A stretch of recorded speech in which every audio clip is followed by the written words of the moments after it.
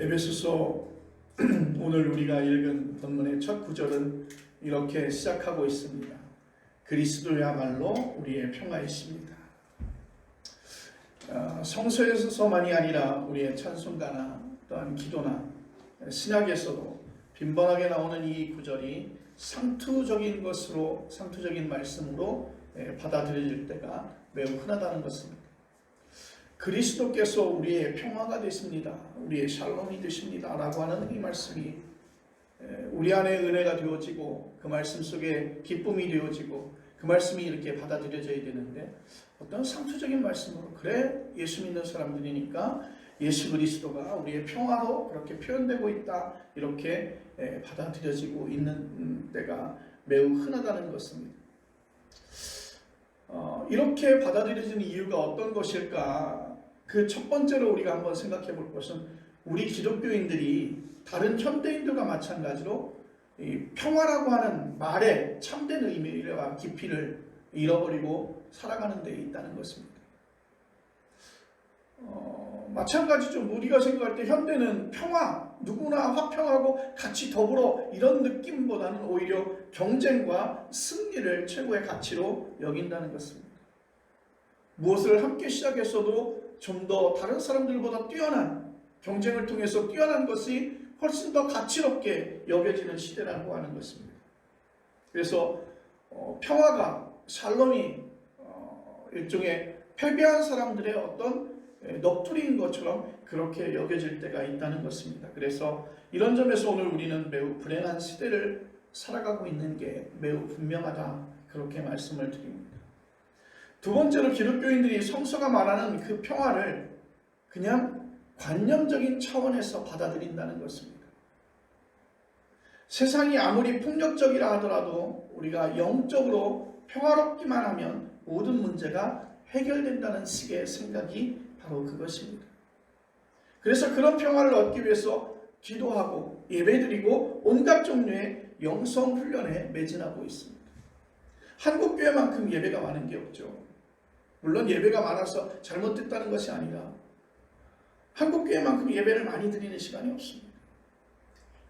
그것이 바로 그런 평화를 얻기 위해서 그렇게 기도하고 예배드리고 그런 영성인 프로그램들을 많이 진행을 하고 있죠. 가능한 대로 세상의 일은 내버려두고 영적인 일에만 관심을 두려고 합니다. 물론 반드시 영적인 일에 집중해야 되는 것은 사실이지만 그렇게 세상을 내버려두고 있다는 것입니다. 그러면 이런 세상에 머물러 있는 한 우리는 평화를 진지하게 자기의 삶으로 받아들일 수 없는 것입니다. 그런데 오늘 예배소서는 우리와 달랐습니다.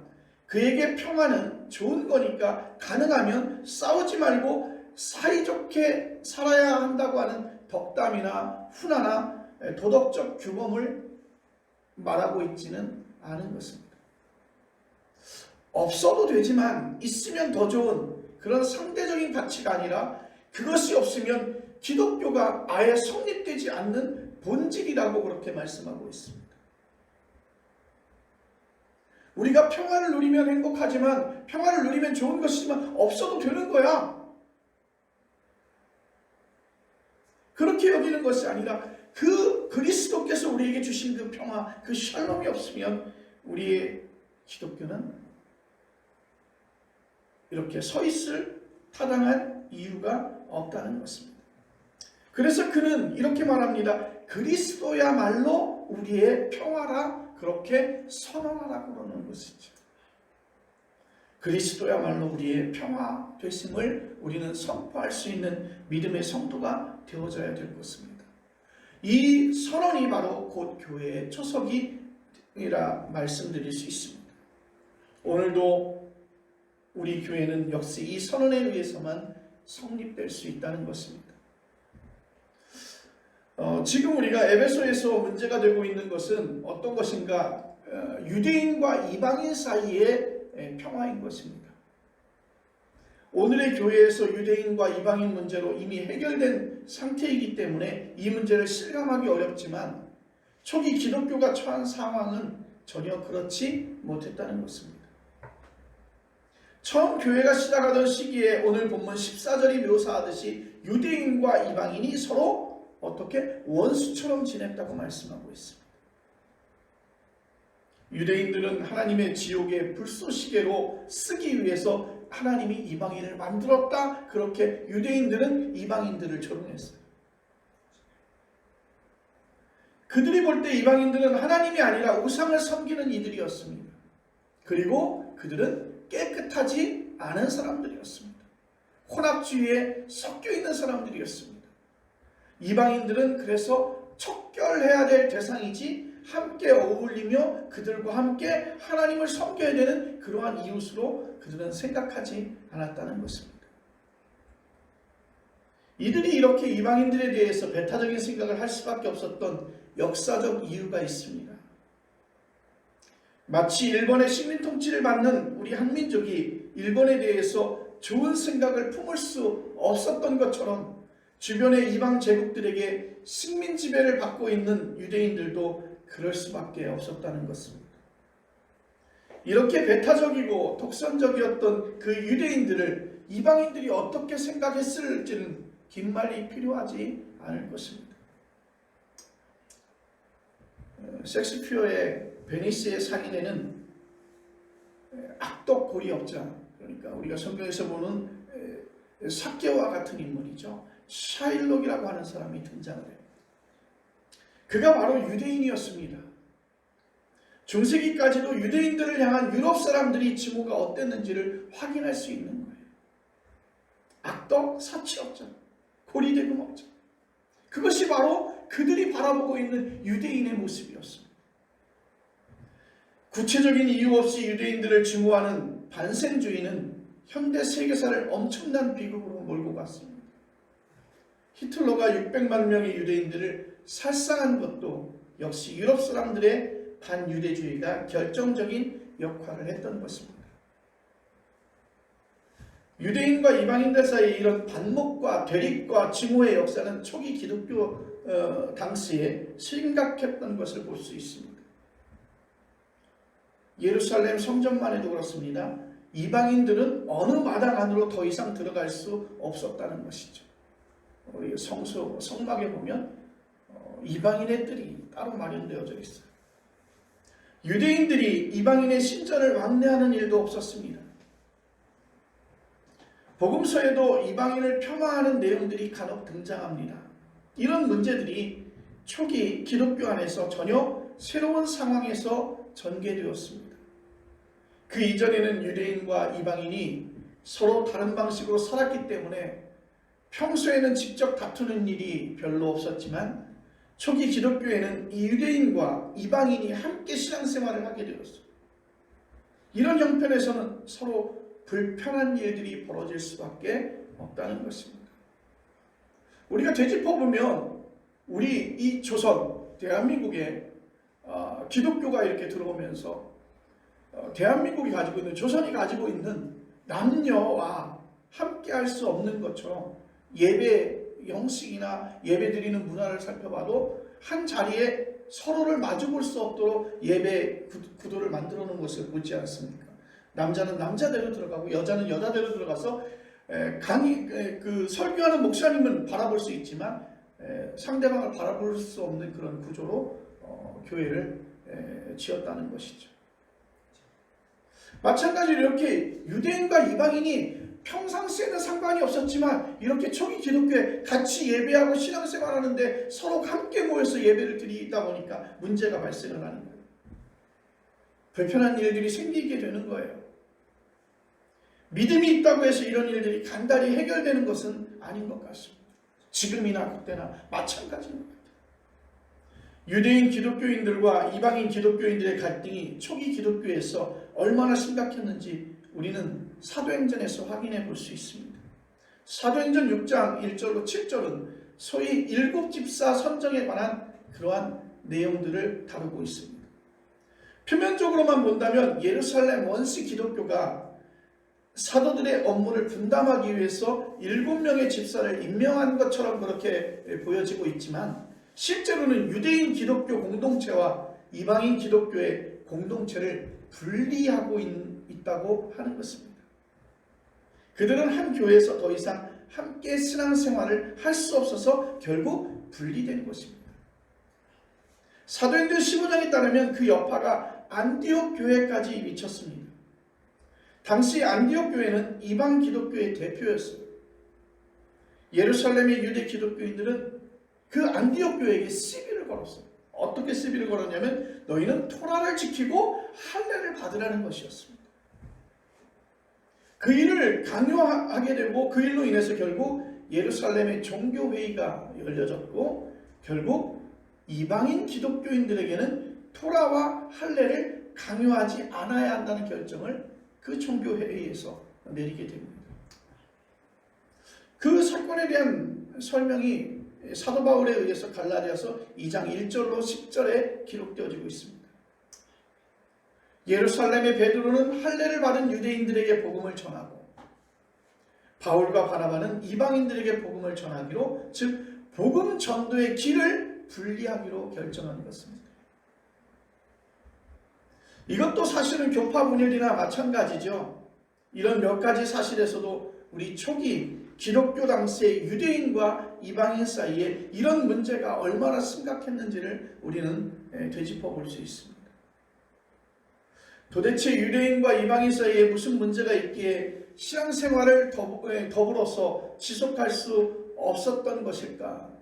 마찬가지로 안디옥 교회에게 얘기했던 토라와 할례였습니다. 오늘 성경 본문 15절은 율법 조문과 규정이라고 그렇게 말씀하고 있습니다. 유대 기독교인들은 예수를 믿는 이방 기독교인들에게 토라를 지키고 할례를 받아야 한다고 주장한 반면에 이방 기독교인들은 그것을 반대했다는 것입니다. 사도행전 15장이 보도한 예루살렘 종교회의가 이방인 기독교인들에게 더 이상 토라와 할례의 짐을 지우지 말도록 결정을 했다고 말씀을 드렸습니다만 그것으로 모든 문제가 해결되지는 않았다는 것입니다. 많은 문제가 발생하니까 그것을 안건으로 예루살렘 종교회의에 올렸고 그 종교회의에서 그런 결정을 내린 거예요. 이방인 기독교인들에게는 토라와 할례를 강요하지 말아라. 강요할 수 없다. 그러니까 토라를 지키지 않고 할례를 받지 않아도 그들은 기독교인으로서 그들은 더불어 인정되어졌다는 것입니다. 그러나 실상은 달랐다는 것이죠. 유대인 기독교인들 중에서 과격한 사람들은 그 뒤로도 계속해서 이방인들에게 토라와 할례를 강요한 것입니다. 어떻게 보면 한국 교회에서 초신자가 들어오면 그들에게 어떻게 예수를 믿어야 되는지 그러한 모든 것들을 가르쳐주고 있지만 실제 그들에게 강요하지 않습니까? 너 11조 해야 된다. 너 매일 출석해야 된다. 주일 성수해야 된다. 그렇게 강요해. 주일 성수하지 않으면 죄악이다. 그렇게 강요해. 물론 필요하겠죠. 그렇지만 그들의 삶 속에서 그들이 깨달을 수 있는 기회들을 주어야 되는데 그렇지 않다는 것입니다. 11조 하지 않으면 11조를 할 수 없으면 아직 신앙이 그렇게 잘하지 않았기 때문에 11조 못할 수도 있죠. 그런데 그 11조 못하는 것이 꼭 죄악인 것처럼 주일 성수의 그 기쁨이 또 주일 성수의 그 간절함이 우리에게 얼마나 간절한지를 느껴서 주일 성수하게 깨달을 수 있도록 도와야 되는데 그것조차도 죄악인 것처럼 표를 나누고 그들을 죄악시 여기는 것처럼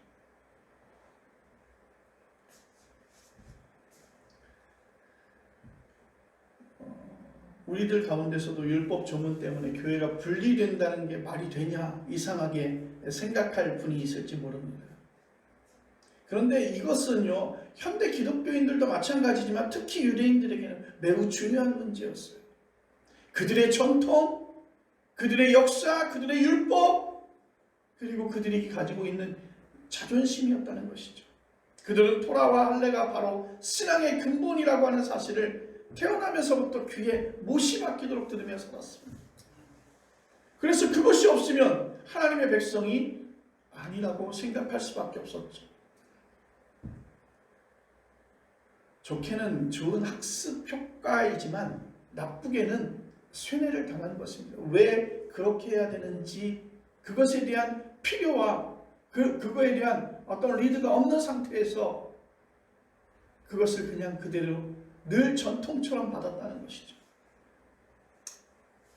바꿔놓고 생각해 보세요. 여러분이 지금 로마 카톨릭 성당의 미사에 참여한다거나 러시아 정교회의 미사에 참여한다면 어떤 기분이 들까요?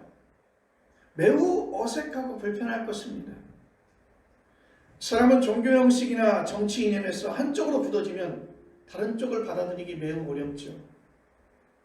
생각이 보수적으로 굳어진 사람은 진보적인 사람을 철없는 사람쯤으로 생각하게 되고, 진보적으로 굳어진 사람은 보수적인 사람들은 상대하기 싫은 아주 고집불통으로 그렇게 생각합니다. 여러분, 이것이 바로 우리가 살아가고 있는 현실이고 한계라는 것입니다. 에베소서는 15절에서 유대 기독교인과 이방 기독교인을 원수처럼 갈라놓은 율법 조문과 규정을 예수님이 어떻게 폐지했다고 말씀하고 있습니다. 이어서 이렇게 말합니다. 그리스도께서는 자신을 희생하여 유다인과 이방인을 하나의 세민족으로 만들어 평화를 이룩하시고, 또 십자가에서 죽으심으로 둘을 한 몸으로 만드셔서 하나님과 화해시키시고 원수되었던 모든 요소를 없이 하셨다. 할렐루야. 여러분, 이 말은 우리가 잘 알고 있는 내용입니다. 예수님의 십자가는 사람과 사람 사이에 담을 허무셨고 하나가 되게 하셨으며, 더 궁극적으로는 사람들을 하나님과 화해시켰다는 것입니다. 유대인과 이방인 사이에 놓여있는 그 담은 율법 조문과 사람과 하나님 사이에 담은 죄라고 하는 것이었습니다. 율법이나 죄나 모든 평화를 깨는 장벽이었다는 것이죠. 우리들은 아마 율법은 좋은 것이고 죄는 나쁜 것인데 왜 똑같이 평화를 막는 장벽이냐 하고 이상하게 생각할 것입니다. 평화를 막는 장벽에 죄라고 하는 것은 타당하지만 왜 거기에 율법이 그 평화를 막는 장벽이냐, 그렇게 생각할 수 있을 것입니다.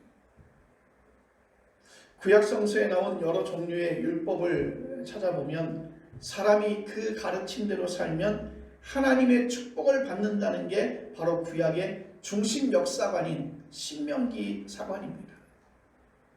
반면에 죄는 인간을 파괴하는 힘이에요. 하나님을 거역하고 이웃을 파괴하는 것들입니다. 이런 점에서 본다면 율법은 선이고 죄는 악이에요. 전혀 다른 것입니다. 그러나 그 깊이에서 보면 이야기가 달라진다는 것이죠. 사도 바울의 로마서에 따르면 율법은 죄가 무엇인지를 깨닫게 해준다, 인식하게 해준다, 그렇게 말하고 있습니다. 사도 바울은 아주 극단적으로 이렇게 말합니다. 율법이 없으면 죄도 없다는 것입니다. 무슨 말입니까? 율법이나 죄 모두 결국 자기와 연루된 인간의 행위이며 그것에 의한 결과라는 것이죠.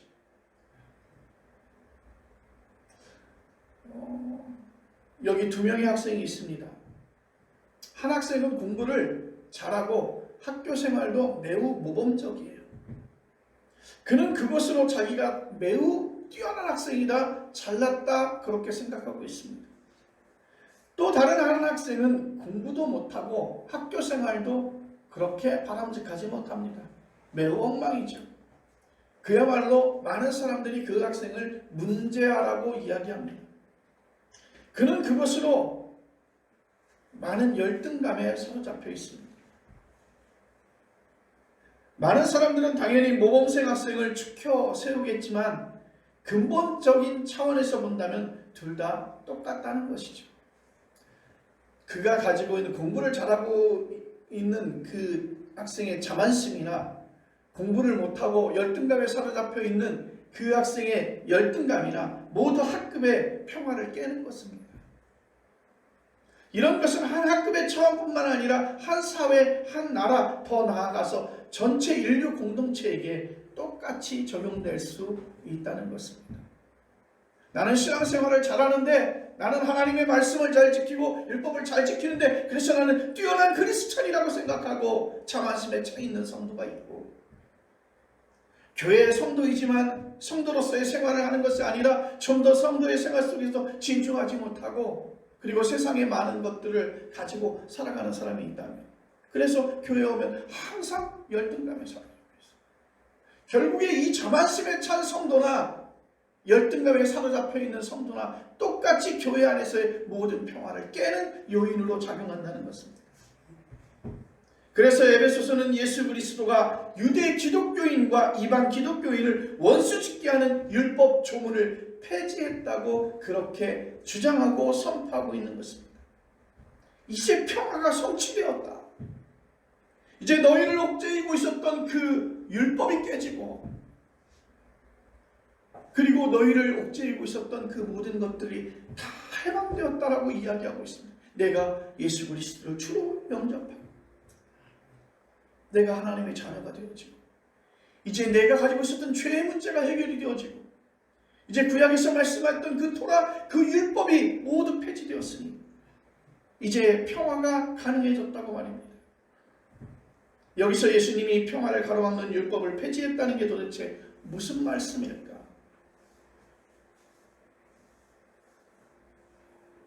어떤 사람들은 그 말씀에 대해서 의문을 제기하기도 합니다. 오늘 에베소서의 이 말을 우리는 어떻게 이해해야 할까? 우리는 기독교 신앙의 가장 원초적 사실로 돌아가야 될 것입니다. 기독교의 신앙은 사람들이 죄를 범했기 때문에 구원에 이를 수 없다고 말하고 있습니다. 구약의 율법은 나름으로 죄를 극복하기 위한 기준들이었어요. 그래서 결국 인간은 구원받을 수 없었습니다. 죄 때문에 구원받지 못했죠. 그 율법을 통해서 그들은 그 죄 때문에 구원받지 못했어요. 율법은 근본적으로 완전한 성취가 불가능한 것을 우리에게 제시해주고 있습니다. 무슨 말일까요? 인간이 아무리 내가 인격적으로 도덕적으로 변한다고 하더라도, 내가 아무리 잘 살고 내가 아무리 그 좋은 사람으로 살아간다고 할지라도 사실은 그것 자체로 우리는 하나님 앞에 나갈 수 있거나 아니면 그 죄의 문제를 해결할 수 있는 그 자체가 불가능한 일인데, 구원을 우리는 이룰 수 없다는 것입니다. 여러분, 실제 우리의 삶을 보십시오. 여러분 주변에 사회적 신분도 좋고 인격적으로 훌륭한 사람들의 삶이 어떤지를 한번 바라보십시오. 그들의 고상한 삶이 무조건 부러운지, 그렇다면 그건 여러분이 속고 있다는 증거입니다. 그들의 삶에 어떤 허무가 자리하고 있으며 어떤 욕망과 번민이 자리하고 있는지 여러분 살펴보시길 바랍니다. 궁극적으로 우리 모두는 혼자 고독하게 죽어가고 있습니다. 우리에게서 결코, 여러분, 아무리 우리가 고상한 삶을 살고 좋은 신분을 가지고 있고 인격적으로 훌륭할지라도 우리는 그렇게 고독하게 죽어갈 수밖에 없습니다. 우리에게서 결코 구원이, 생명의 완성이 가능하지 않다는 사실을 깨달으시길 바랍니다. 여러분, 기독교 신앙은 인간의 노력이 아니라 하나님의 말씀과 하나님의 노력으로 우리의 구원이 이루어지는 줄로 믿으시길 바랍니다. 하나님에게 온전히 순종하셨으며 그 결과로 십자가에 달리시고 부활하신 예수 그리스도가 바로 하나님이 우리에게 보여주신 노력인 줄로 믿습니다. 그 예수 그리스도를 믿음으로 구원받는 길을 하나님이 제시해 주셨어요. 율법으로 우리가 구원받을 수 없었지만, 우리가 선한 행동으로 우리가 구원받을 수 없었지만, 하나님께서 당신의 자녀를, 당신의 독생자를 십자가에 내어주심으로 그 부활하신 예수 그리스도를 믿음으로 말미암아, 내가 믿음으로 고백함으로 말미암아 구원받을 수 있는 그 길을 하나님께서 우리에게 열어주셨다는 것입니다. 그래서 우리는 그것을 하나님의 은혜라고 말합니다. 내가 수고한 것이 아니라, 내가 노력한 것이 아니라, 내가 무엇으로 얻은 것이 아니라 오로지 아무 공도 없으나 하나님께서 우리에게 주신 은혜인 것입니다. 여러분, 여전히 나의 노력으로, 그 율법으로 구원받기를 원한다면 아직도 우리는 율법에 머물러 있는 것입니다. 유대 기독교인들도 예수 그리스도만을 믿는 것으로는 만족할 수 없어서 그들에게 토라와 할례를 강요한 것입니다. 여러분, 제가 값싼 은혜를 그렇게 역설하는 게 아닙니다. 감나무 밑에서 감이 떨어지기만 기다리는 신앙이 옳다는 말씀 아닙니다. 나는 아무 노력하지 않았지만 하나님께서 나에게 찾아오셨어. 나에게 하나님의 자녀가 되는 권세를 주셨고, 예수 그리스도를 믿음으로 말미암아 구원에 이르게 하셨는데 그것이 나의 공로가 없었으니 나는 내 삶대로 아무렇게나 살아도 되는 것이냐 라고 생각하지만, 하나님의 은혜는 너무 값이 비싸서 값을 매길 수 없다는 것이지, 하나님의 은혜가 값싼 은혜라고 하는 것은 아닙니다. 하나님의 은혜는 우리에게 값없이 주어졌다는 것이지, 하나님의 은혜가 아주 값싼 것처럼 여겨진다고 하는 것은 아니죠. 그리고 내가 노력하지 않아도 하나님께서 얼마든지 나에게 베풀어 주실 것인데, 이렇게 생각하면서도 그것이 값싼 은혜로 기억하는 것은 아니라는 것입니다. 하나님께서는 오늘 그 값을 하나님 자신께서 치르신 줄로 믿으시기를 바랍니다. 나의 죄, 내가 하나님 앞에 갈 수 없는 그 모든 짐을 우리 하나님께서는 그 값을 치르고 사셨다는 것입니다. 하나님의 아들이 바로 그 값인 것입니다. 그 방식이 아니면 이루어질 수 없어서 하나님은 예수 그리스도를 오늘날 우리에게 보내신 줄로 믿으시기를 바랍니다. 바로 그 예수 그리스도를 통해서 참된 생명을 얻는 길이 우리에게 열린 줄로 믿으시기를 바랍니다. 그래서 에베소서는 지금 바로 이 사실을 우리에게 말하고 있는 것입니다. 예수 그리스도에 의해서 이제는 하나님의 의를 얻으려는 인간의 모든 노력은 폐기되었다, 그렇게 선언하고 있는 것입니다. 즉 율법이 폐기되었습니다. 마태복음은 예수님이 율법의 완성이라고 표현하지만 완성이나 폐기나 근본 의미는 매우 똑같은 것입니다. 율법이 철저하게 상대화되었다면 이제 유대 기독교인과 이방 기독교인 사이에 막혔던 그 담이 헐어지는 것입니다. 이들은 예수 그리스도를 통해서 진정한 평화의 관계로 들어가게 되었습니다.